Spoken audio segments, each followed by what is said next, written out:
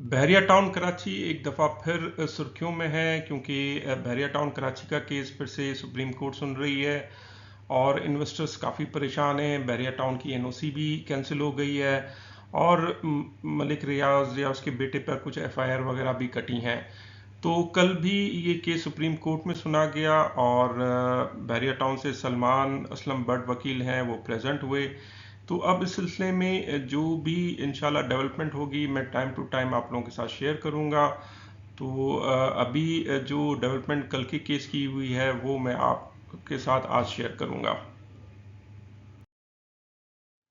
लेकिन इससे पहले अगर आपने हमारा चैनल सब्सक्राइब नहीं किया तो जल्द अज जल्द हमारे चैनल को सब्सक्राइब कर लें ताकि नए आने वाली वीडियोस आप तक आसानी से पहुंच सकें।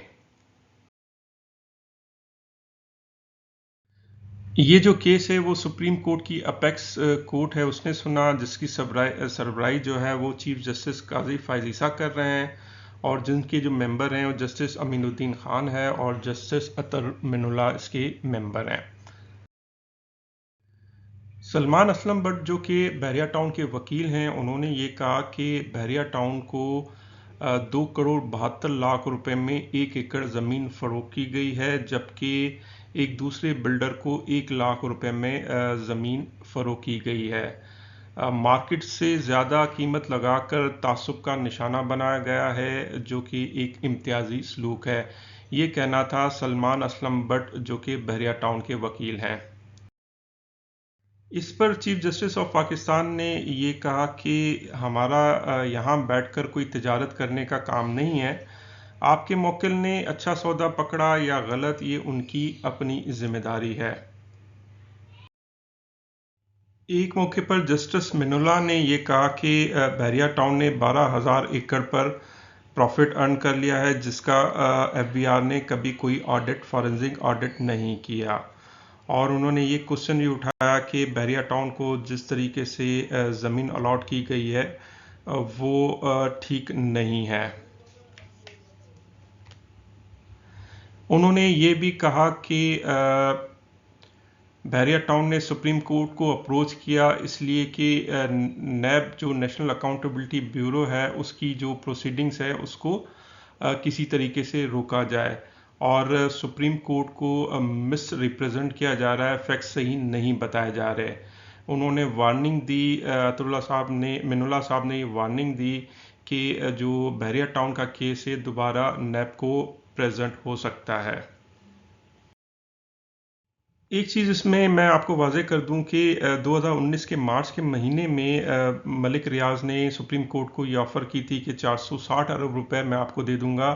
तकरीबन 17,000 जो लैंड है वो उसकी जो कीमत है, उन्होंने मलिक रियाज ने ये कहा था कि मैं 460 अरब रुपए मैं पे करूंगा, जो कि सुप्रीम कोर्ट का जो इम्प्लीमेंटेशन बेंच है उन्होंने ये ऑफ़र मलिक रियाज की एक्सेप्ट कर ली थी।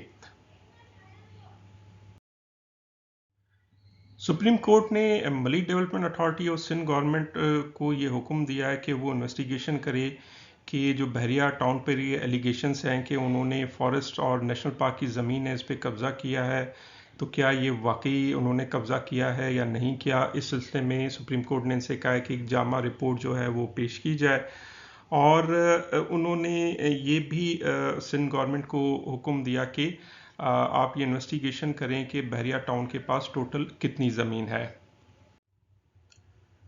सुप्रीम कोर्ट ने सुपार्को जो कि एक इदारा है पाकिस्तान का, space and upper atmosphere research commission, उसको ये हुक्म दिया कि जो ज़मीन के सर्वे में सिंध गवर्नमेंट की वो मदद करे ताकि ये पता लगाया जा सके कि जो बहरिया टाउन के पास टोटल इस वक्त कितनी ज़मीन कब्ज़े में है।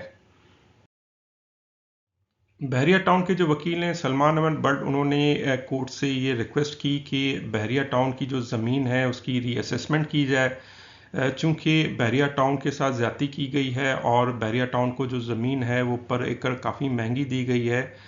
2 करोड़ 72 लाख रुपए पर एकड़ के हिसाब से ज़मीन दी गई है, जबकि उसी जगह एक दूसरे जो डेवलपर हैं उनको 1 लाख रुपए पर एकड़ के हिसाब से ज़मीन दी गई है। तो बहरिया टाउन ने कोर्ट से ये रिक्वेस्ट की कि आप जो इसकी एवल्यूशन है उसका रीअसेसमेंट दोबारा से करवाएं।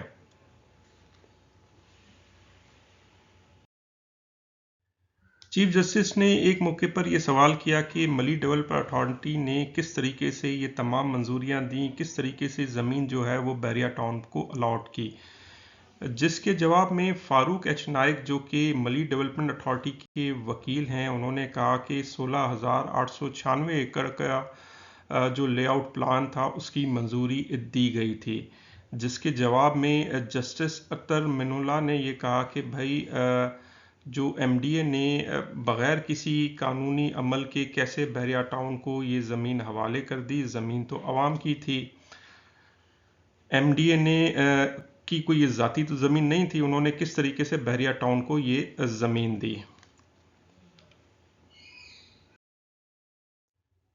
ये केस अब 23 नवंबर 2023 तक ये मुलतवी हो गया है। अब ये केस जो है 23 नवंबर 2023 को सुना जाएगा। मैनवाइल तमाम इदारों को जो हुक्म दिए गए हैं उसके मुताबिक वो रिपोर्ट जमा करवाएंगे और फिर इसकी जो भी डिटेल होगी इंशाल्लाह मैं आप लोगों के साथ वो शेयर करूंगा।